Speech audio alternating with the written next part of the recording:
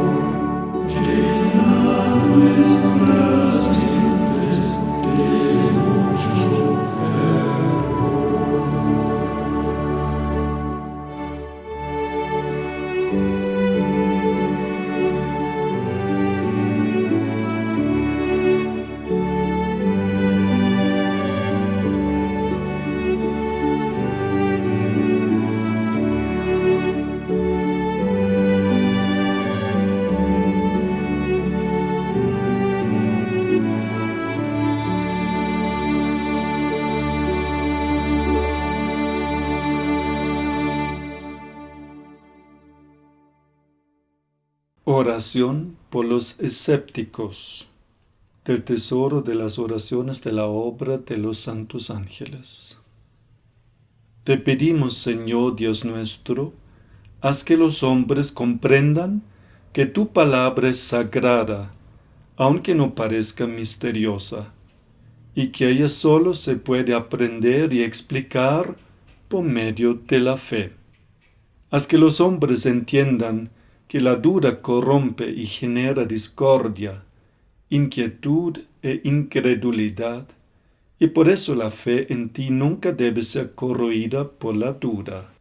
Haz que entendamos que estamos viviendo tiempos de combate y que hemos de rezar cada día de nuevo por las gracias de la fe y de la valentía de confesar la fe. Oremos por todos los escépticos que dudan solo por no tener a nadie que resuelva sus dudas. Oremos por todos los escépticos que se fían más en investigaciones históricas y científicas que en la gracia de la fe, que corren siempre atrás de novedades actuales, perdiendo sin embargo el suelo del Sinaí y del Gólgota debajo de sus pies, que juzgan que sólo su opinión es cierta y que por falta de humildad y por obstinación comienzan a dudar por no querer tolerar a otros. Compadécete, Padre Celestial, de todos los hombres que a través de su manía de criticar y de sus dudas destruyen lo que hay de bueno en los corazones de los niños y llenan a los jóvenes de dudas, y por eso son culpables de la gran decadencia espiritual que se propaga sobre toda la tierra. Oh Dios, no permitas que seamos enterrados debajo de las ruinas de la duda, no nos dejes naufragar en la tempestad del mar de las batallas espirituales. Guíanos, Dios Todopoderoso, a través de este tiempo corroído y perturbado por la duda en aquella fe en la cual Pedro caminó otrora sobre las olas. Y haznos reconstruir lo que fue demolido por las dudas. Déjanos juntar de nuevo lo que fue dividido por la duda. Fortifica nuestra fe, nuestra esperanza, nuestra caridad.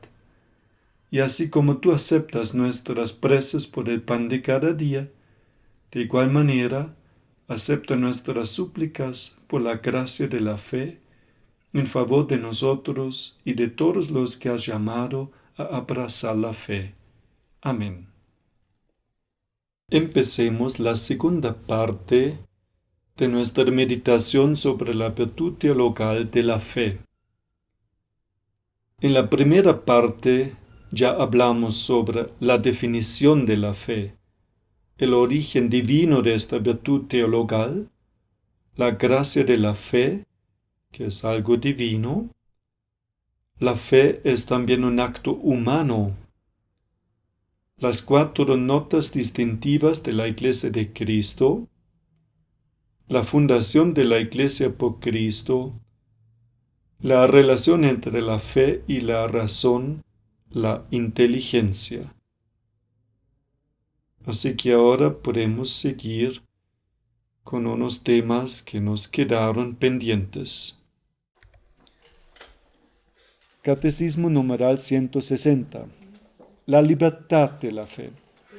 El hombre al creer debe responder voluntariamente a Dios. Nadie debe estar obligado contra su voluntad a abrazar la fe.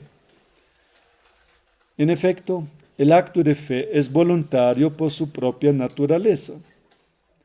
Ciertamente, Dios llama a los hombres a servirle en espíritu y en verdad.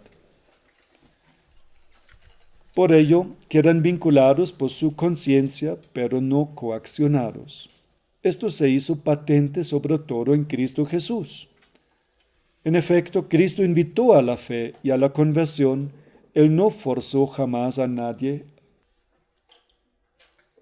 dio testimonio de la verdad, pero no quiso imponerla por la fuerza a los que le contradecían, pues su reino crece por el amor con que Cristo, exaltado en la cruz, atrae a los hombres hacia él. Debe ser un texto del Concilio Vaticano II, Dignitatis Humanae.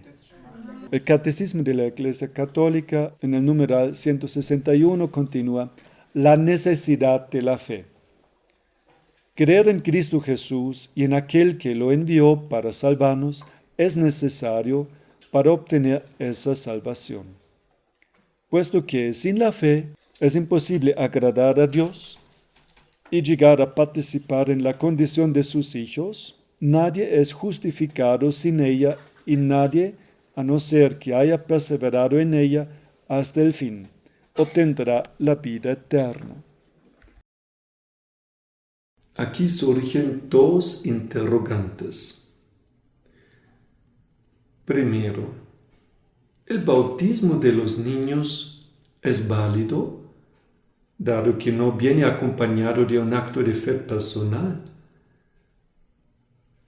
Los bautistas surgieron justamente porque dijeron: no, el bautismo de los católicos no es válido cuando bautizan a niños que no tienen el uso de la razón, porque ¿dónde está el acto de fe? Entonces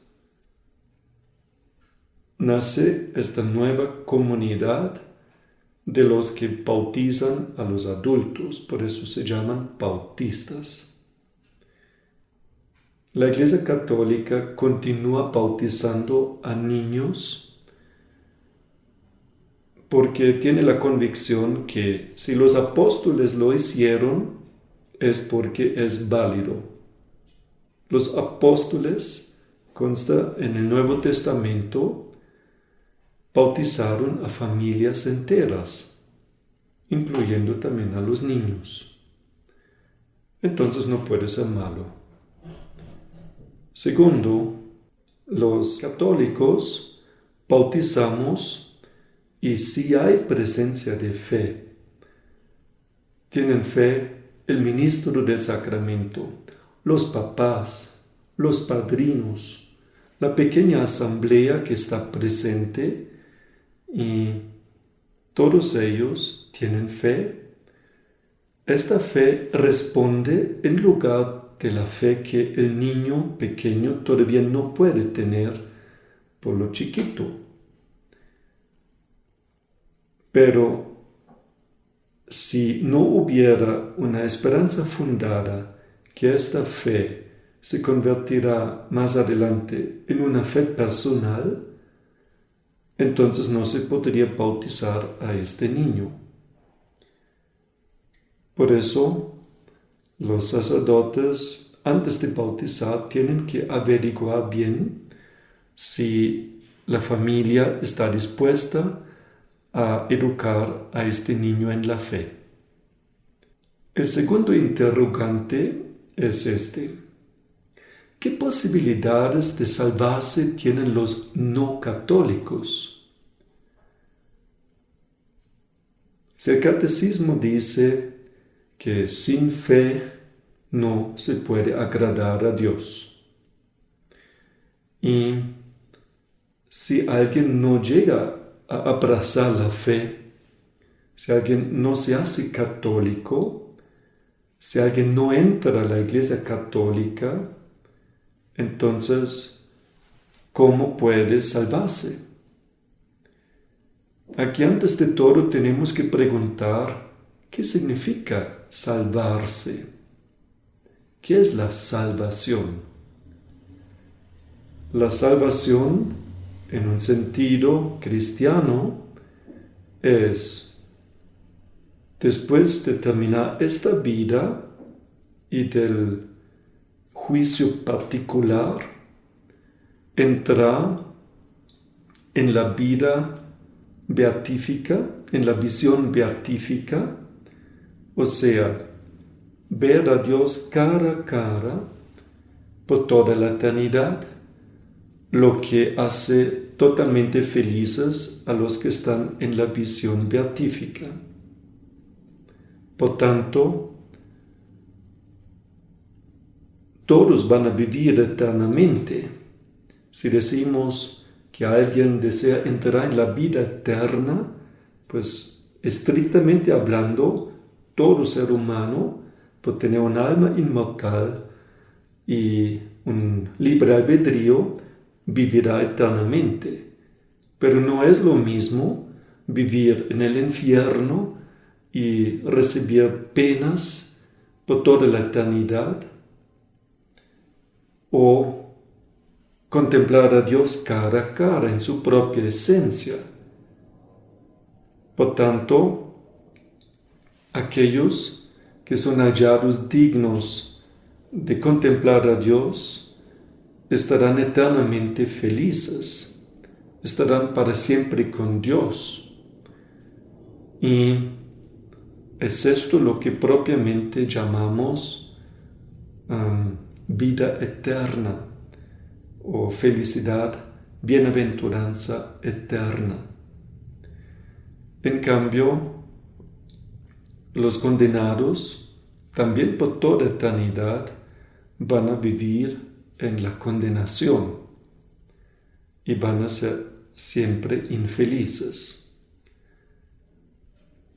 Podría todavía existir un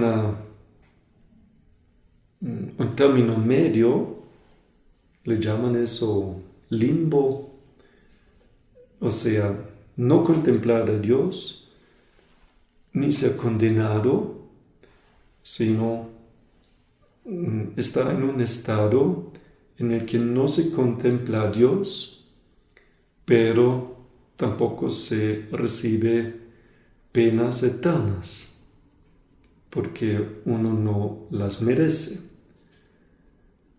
Aquí llama la atención que el Señor nos encargó claramente la tarea de evangelizar y de bautizar a todas las naciones. Por tanto, si el Señor nos encarga eso, es algo importante. No se puede suponer que todos los que se portan más o menos simplemente entrarían al cielo. Al cielo entra quien quiere. Pasemos por los grupos de los no católicos, los no creyentes, para ver qué posibilidades hay para cada uno de ellos. En primer lugar, los catecúmenos, que se preparan para el bautismo. Los catecúmenos ya tienen un vínculo con la Iglesia por el deseo de entrar en ella. Si vinieran a fallecer antes del bautismo, se salvarían por el bautismo de deseo, se dice, porque están aspirando el bautismo, pero no les alcanzó más el tiempo para recibirlo. Pero el deseo y la preparación para recibir el bautismo y entrar a la Iglesia ya existían. Segundo grupo, los ortodoxos. Los ortodoxos se separaron de la Iglesia Católica Romana alrededor del año 1000. No aceptan al Papa de Roma como su cabeza, sino al Patriarca de Constantinopla. Tienen los mismos sacramentos y la sucesión apostólica. Los 7 sacramentos son válidos cuando los administran. Lo que les hace falta es aceptar al sumo pontífice de Roma como cabeza de la Iglesia y la doctrina sobre el purgatorio. Además, en su credo no dicen que el Espíritu Santo procede del Padre y del Hijo, porque tienen la concepción que el Espíritu Santo procede del Padre a través del Hijo, pero su último origen es el Padre. En este punto podríamos ponernos de acuerdo con ellos. El Espíritu Santo procede del Padre, pero a través del Hijo. Los ortodoxos ya pertenecen a la Iglesia, por tanto son bautizados y si no es por propia culpa, sino porque sus padres fueron llevados a esta iglesia y no conocen otra cosa desde su infancia y tratan de cumplir los mandamientos y la voluntad de Dios, pueden salvarse. Ya son hijos de Dios, ya recibieron el bautismo. Por ese lado, la iglesia los abraza como suyos. Incluso hay algunos ortodoxos unidos a Roma, y por ese lado entonces hay unas divergencias en la liturgia, pero ya son muy cercanos a nosotros. El tercer grupo de los no católicos es muy grande, los protestantes, y entre ellos hay muchos grupos. Están vinculados con la Iglesia por el bautismo y por la fe en la Santísima Trinidad y en la Biblia como palabra de Dios. Les hace falta aceptar los otros 6 sacramentos, la doctrina sobre el purgatorio, sobre los santos, aceptar el culto a las imágenes y el culto a los santos, creer en un juicio particular inmediatamente después de la muerte y unas cosas más. Pero creen en la misma Biblia, aunque les falten algunos libros, 7 libros del Antiguo Testamento. Si un protestante realmente colabora con la gracia de Dios y no por propia culpa no entra a la Iglesia Católica, sino porque según su estado de conciencia no llega a reconocer más que esto, la necesidad del bautismo, entonces él puede salvarse de esta manera.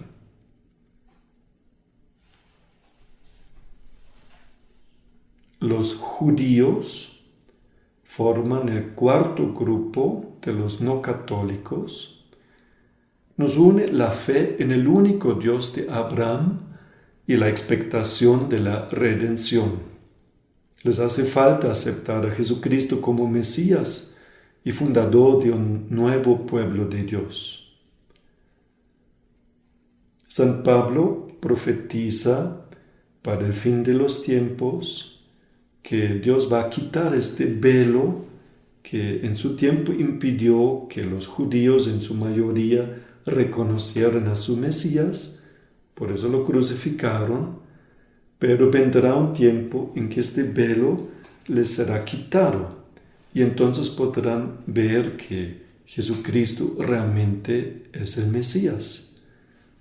Así, recientemente un rabino, no cualquiera, sino un rabino muy famoso y muy importante, poco antes de fallecer, hizo esa profesión de fe. Jesucristo es el Mesías que estábamos esperando. Él es el Hijo de Dios. Y después falleció. Esto salió en los medios de comunicación, justamente porque no fue cualquiera que lo dijo. Pero no se puede decir que los judíos en su mayoría ya hayan reconocido a Jesús. Todavía hace falta esta conversión masiva del pueblo de Dios, de la antigua alianza a la nueva alianza, a la iglesia. Sin embargo, si un judío del Antiguo Testamento pudo salvarse, en el Antiguo Testamento los creyentes masculinos tenían la señal distintiva de la circuncisión. Ahora un judío, si realmente por una ignorancia invencible, no llega a reconocer que Jesucristo es el Mesías reconocido, si trata de vivir según su conciencia, se puede esperar que también los judíos puedan salvarse, al menos en la Jerusalén celestial. Serán recibidos por los 12 portones, los apóstoles con los grupos de la nueva alianza, los sacerdotes, etc. Van a entrar por categorías, por los 12 portones, pero también los patriarcas, las 12 tribus de Israel, van a entrar por los 12 portones de la Jerusalén celestial. El tema se complica más en el quinto grupo de los que no creen en un Dios personal. ¿Cómo deben salvarse los que no tienen fe ni siquiera en un Dios personal, y mucho menos en Jesucristo y en la Santísima Trinidad? Acuérdense que para agradar a Dios es necesaria la fe. Pero también aquí se considera desde el Concilio Vaticano II que hay personas que viven en una ignorancia invencible, que nacen en una familia budista, hindú, y no por propia culpa nunca llegan a conocer a Cristo, ni saben que tienen que ingresar a la Iglesia Católica para salvarse. Entonces, ¿cómo Dios los va a condenar si tratan de seguir el dictamen de su conciencia y actuar en conformidad a Él? Sin embargo, aquí también hay que considerar que para contemplar a Dios, el Señor pide la fe en Jesucristo. Además, la recepción del sacramento del bautismo. Aquí se trata de personas adultas. Si se tratara de niños, entonces se podría todavía argumentar, pues, ¿qué culpa tienen esos niños? No es culpa suya que no lleguen al bautismo. Aquí se trata de adultos. Karl Rahner, jesuita, formó una palabra o una expresión. Él habla de los cristianos anónimos. Dice que en el fondo de cada ser humano hay un cristiano. Todos son un poco cristianos y por eso todos de alguna manera se pueden salvar. Pero si el Señor nos encarga la evangelización de todas las naciones para que se salven y conozcan a Cristo, entonces sería facilitar demasiado el tema al decir, no, pues todos ya son cristianos, todos son unos cristianos anónimos y no lo saben. Aquí realmente perdería todo sentido la evangelización. Y de hecho, hoy en día la tendencia es mucho más fuerte de ya no evangelizar. Fíjense, antiguamente de Europa como España, Holanda, Portugal, Alemania, Italia, venían cantidades de misioneros a otras tierras, siempre con este afán.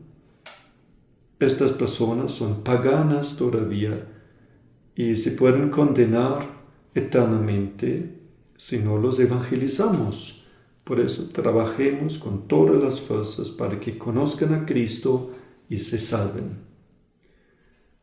La nueva tendencia es, ¿para qué evangelizarlos si tienen elementos tan bonitos en su creencia natural, si le tienen reverencia a la Madre Tierra y a la naturaleza? ¿Qué cosas bonitas? Nos convendría a nosotros más bien aprender de ellos. Está en mucha decadencia el afán de querer evangelizar. Pero esto va en contra de la orden expresa de nuestro Señor. Evangelicen, bauticen. Aquí llegamos ahora al sexto grupo de los no católicos, los niños que se mueren sin bautismo. Hay una orden clara del Señor. Bautícenlos. Quien crea y se bautice se salvará. Quien no crea y no se bautice se condenará. Refiriéndose a las naciones, especialmente a los adultos, porque los niños chiquitos todavía no van a entender. A Nicodemo Jesús había dicho: quien no renazca por el agua y el Espíritu no podrá entrar en el reino de Dios. Bueno, pues aquí queda muy clara la necesidad del bautismo para la salvación, porque entrar en el reino de Dios es recibir el bautismo y volverse así miembro de la Iglesia. Aquí tenemos que considerar que en tiempos del Papa Benedicto XVI fue instituida una comisión teológica para investigar el siguiente tema: la existencia o no de un limbo. El limbo sería un lugar entre cielo y condenación eterna, entre contemplación de Dios y exclusión para siempre del reino de Dios, pero también castigos por los pecados cometidos. Ahora, estos niños que se mueren sin bautismo, ¿qué culpa tienen ellos? No les dieron más tiempo de conocer a Cristo. Ellos eventualmente hubieran conocido a Cristo, lo habrían aceptado, pero no les alcanzó el tiempo. Les quitaron la vida, por ejemplo, por el aborto. Entonces, ¿cómo Dios va a condenar al infierno a estos niños si no han hecho ningún mal? La justicia divina exige que no se puede tratar a estos niños con tanta rigidez como a un adulto que, sabiendo que debe conocer a Cristo, que debe aceptarlo, que debe ingresar a la iglesia por el bautismo y perseverar en ella, y a pesar de eso no lo hace. Un tal adulto tiene plena responsabilidad por su no ingreso a la iglesia católica. Pero esos niños, ¿qué mal han hecho? Por eso, en la Edad Media, nació la concepción que existe el limbo, esto es, un estado a donde van los que no conocieron a Cristo, no tienen la marca del bautismo y no por propia culpa nunca reciben el bautismo. Trataron de vivir según el dictamen de su conciencia y nunca llegaron a reconocer a Cristo ni a ser bautizados. Por eso, así se creía en la Edad Media, van al limbo. Esta comisión teológica llegó a la conclusión que en últimas la salvación es una sola. Por tanto, si alguien se salva, entonces va al cielo, contempla a Dios, pero en grado más o menos perfecto. Y los que se condenan, sí, van a ser excluidos para siempre de esta contemplación de Dios. Por tanto, descartan la idea del limbo porque no se encuentra en la Sagrada Escritura. Es una explicación que nace relativamente tarde en la Edad Media. Antes no se habla del limbo. Sin embargo, aquí hubiera sido interesante que los teólogos también dejaran hablar a los místicos. María Sima, que siempre recibía muchísimas visitas de almas del purgatorio, explica que el limbo sí existe y allá van los niños no bautizados. Y ella explica que si se administraron bautismo a estos niños que son abortados, esto podría sacarlos del estado del limbo y mandarlos al cielo de la visión beatífica, porque en el limbo no contemplan a Dios, están más o menos felices, contentos, naturalmente, y ni siquiera saben que existe algo mejor. En cambio, los que son bautizados van a un estado de conocimiento de Dios, que es muy superior al estado de los que están en el limbo. Aquí quisiera agregar todavía un dato. En una oración de liberación, el sacerdote se dio cuenta por la boca de la persona que sufría de obsesión diabólica que la bruja que había hecho que esta persona entrara en este estado de obsesión diabólica había logrado también que esta persona perdiera a 2 bebés que fueron abortados espontáneamente antes de haber nacidos. No porque la madre lo hubiera querido, sino porque se le vinieron. Entonces se manifestó la bruja por la boca de la persona que sufría de obsesión diabólica y la bruja se ufanaba: jejeje, yo hice a ella perder a estos bebés. Ahora son míos, mis chiquitos, ahora son míos. Cuando el sacerdote se dio cuenta de la situación, recogió agua bendita y pidió al ángel de la guarda que llevara esta agua bendita a donde se encontraban ahora estos bebés que fueron abortados espontáneamente a punta de brujería. Y los bautizó, les puso nombre y los bautizó. La bruja empezó a protestar como si uno le hubiera robado un tesoro muy grande.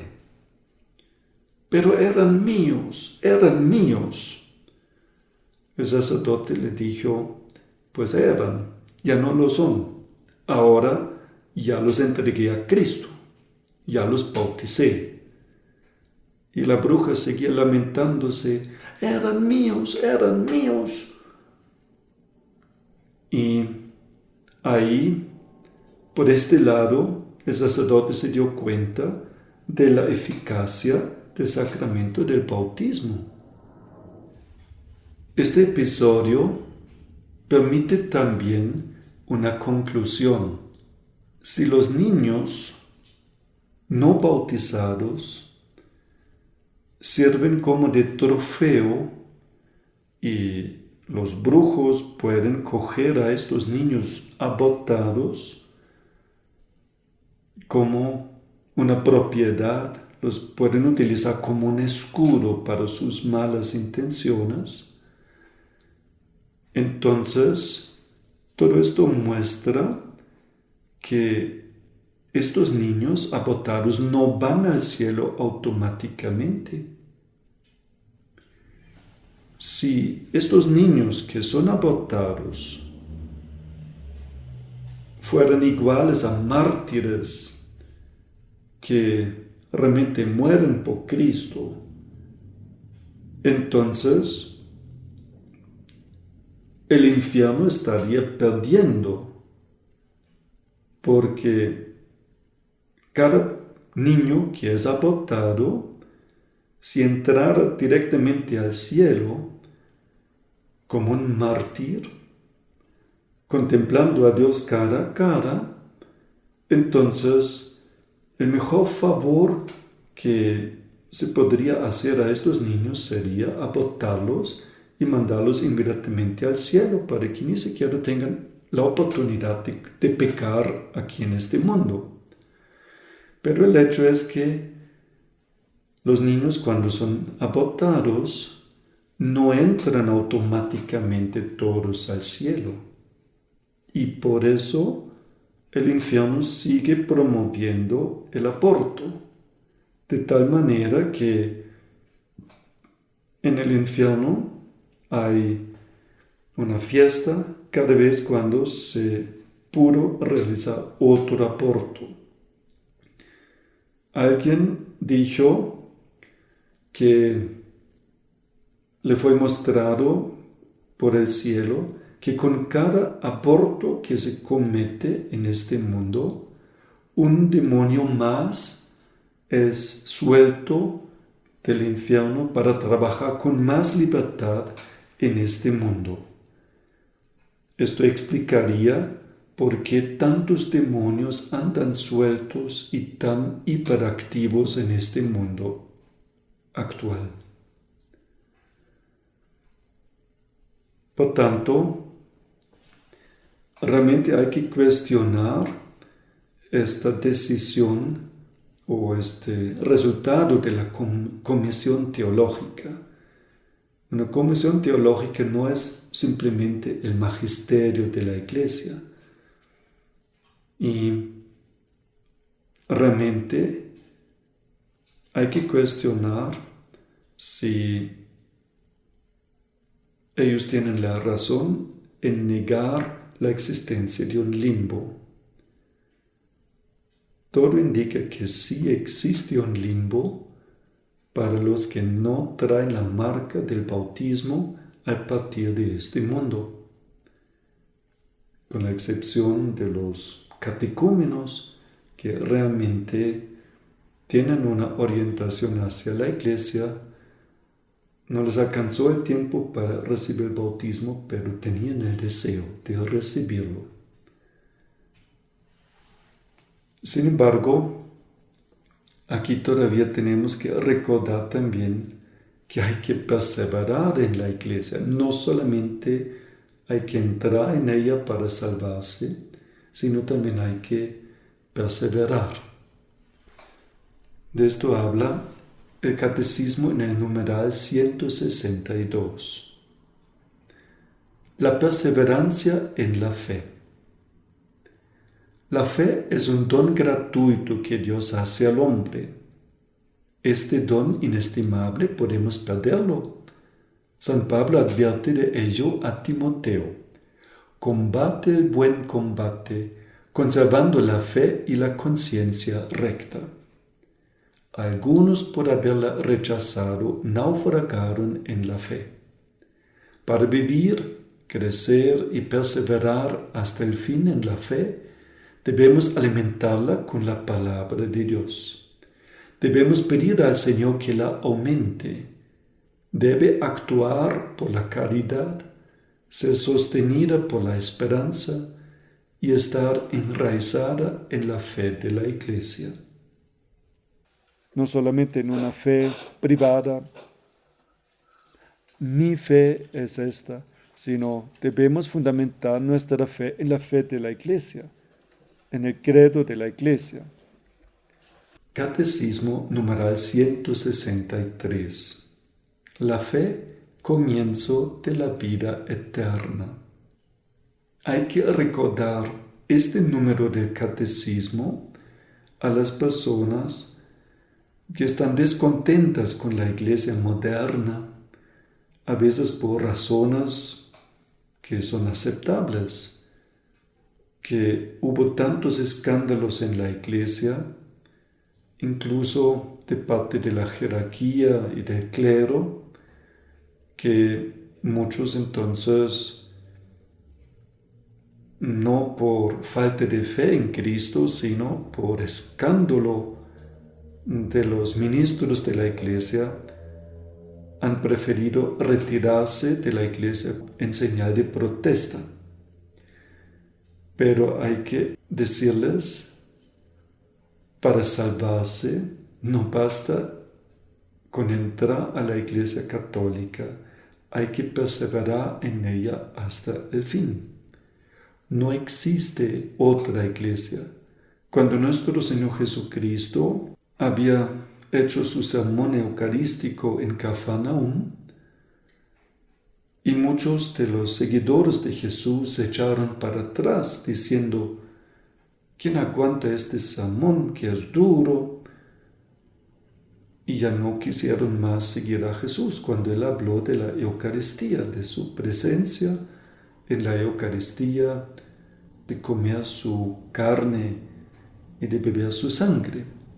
En esta ocasión Jesús preguntó a los apóstoles: ¿y ustedes también quieren irse? Entonces Pedro contestó en lugar de los demás apóstoles: Señor, tú tienes palabras de vida eterna. ¿A dónde deberíamos ir? Nos quedamos contigo. Lo mismo quiero pedir a los que se escandalizan con la iglesia, y les doy razón.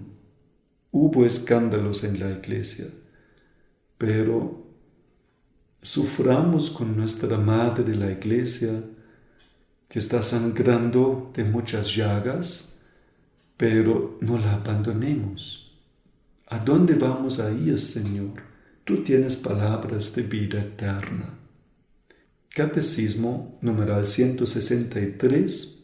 La fe, comienzo de la vida eterna. La fe nos hace gustar de antemano el gozo y la luz de la visión beatífica, fin de nuestro caminar aquí abajo. Entonces veremos a Dios cara a cara, tal cual es. La fe es pues ya el comienzo de la vida eterna. Mientras que ahora contemplamos las bendiciones de la fe como el reflejo en un espejo, es como si poseyéramos ya las cosas maravillosas de que nuestra fe nos asegura que gozaremos un día. Catecismo numeral 164. Ahora, sin embargo, caminamos en la fe y no en la visión, y conocemos a Dios como en un espejo, de una manera confusa, imperfecta. Luminosa por aquel en quien cree, la fe es vivida con frecuencia en la oscuridad. La fe puede ser puesta a prueba. El mundo en que vivimos parece con frecuencia muy lejos de lo que la fe nos asegura. Las experiencias del mal y del sufrimiento, de las injusticias y de la muerte, parecen contradecir la buena nueva, pueden estremecer la fe y llegar a ser para ella una tentación. En la encíclica Lumen Fidei, numeral 16, se habla igualmente de la duda de fe ante el sufrimiento. F.M. Dostoyevsky, en su obra El idiota, hace decir al protagonista, el príncipe Myskin, a la vista del cuadro de Cristo muerto en el sepulcro, obra de Hans Holbein el joven, un cuadro así podría incluso hacer perder la fe a alguno. En efecto, el cuadro representa con crudeza los efectos devastadores de la muerte en el cuerpo de Cristo. Y sin embargo, precisamente en la contemplación de la muerte de Jesús, la fe se refuerza y recibe una luz resplandeciente cuando se revela como fe en su amor indefectible por nosotros, que es capaz de llegar hasta la muerte para salvarnos. Justamente en el sufrimiento podemos probar nuestro amor a Dios. Mientras estamos bien y con salud, no hay mucho mérito si servimos a Dios. Pero en el momento en que no todo camina bien, cuando sufrimos, cuando pasamos por enfermedades, ahí podemos realmente probar nuestro amor a Dios. Catecismo numeral 165. Entonces es cuando debemos volvernos hacia los testigos de la fe. Abraham, que creyó, esperando contra toda esperanza. La Virgen María, que en la peregrinación de la fe llegó hasta la noche de la fe, participando en el sufrimiento de su Hijo y en la noche de su sepulcro. Y tantos otros testigos de la fe. También nosotros, teniendo en torno nuestro tan gran nube de testigos, sacudamos todo lastre y el pecado que nos asedia y corramos con fortaleza la prueba que se nos propone. Fijos los ojos en Jesús, el que inicia y consuma la fe. Hablemos ahora del tema de la revelación. Resulta que debemos creer en lo que Dios nos reveló, ¿cierto? Debemos tener fe en la revelación. Pero Jesús no dijo, vayan y escriban libros. No es posible agradar a Dios sin tener fe. Fe en la revelación que Dios nos ha concedido. Pero ¿cómo es que Dios nos revela? Jesús no dijo, vayan y escriban libros, sino que Él dijo, vayan y anuncien el Evangelio y administren sacramentos, bautícenlos, etc. Por tanto, al principio no está un libro, sino la tradición oral. Esta tradición oral, cuando nacieron las primeras herejías, predicadores que cambiaban el sentido de las palabras de Jesús, ahí nació la necesidad de dejar estas cosas por escrito, lo que los apóstoles predicaban, para que todos los predicadores tuvieran la misma enseñanza. Así entonces, la tradición oral se convirtió en tradición escrita, la Biblia. Bueno, pues, A lo que voy es que la tradición viva, oral, pronto se convirtió en algo escrito, pero la misma Biblia, los autores del Nuevo Testamento insisten que no todo está escrito ahí. Hay textos o hay cosas que fueron relatadas por escrito para que ustedes tengan fe, pero hay otras tantas cosas que no cabrían en todos los libros del mundo que uno tendría que escribir. Así escribe San Juan.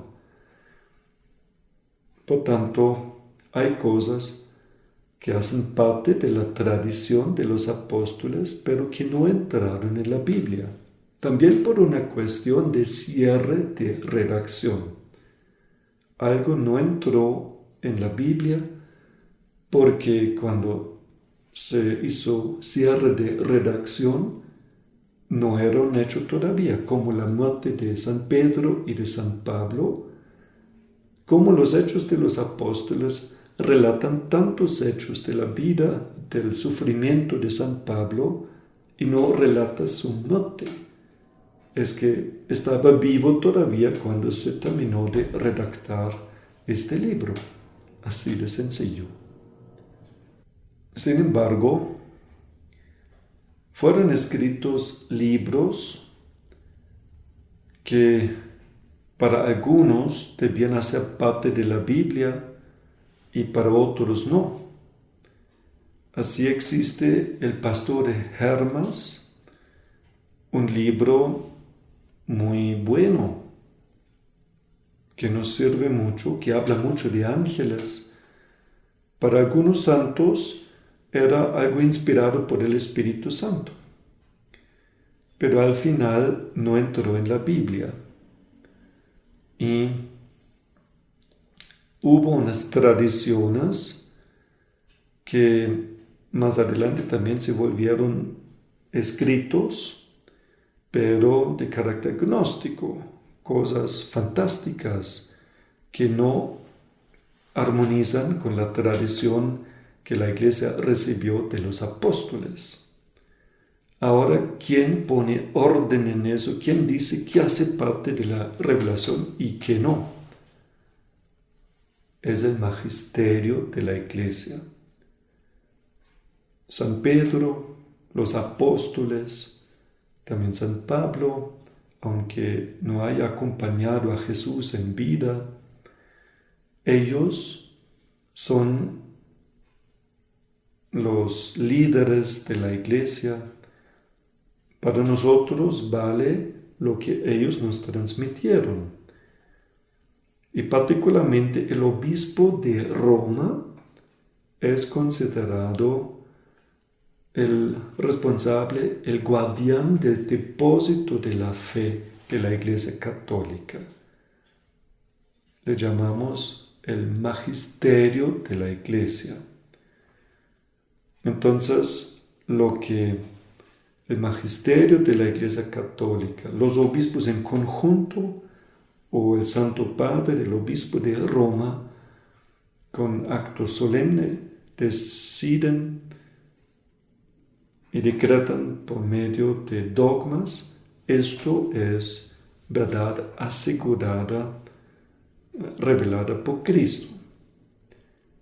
La Biblia dice muchas cosas que por el magisterio de la Iglesia no fueron expresadas en forma de dogma todavía. Ahora sucede que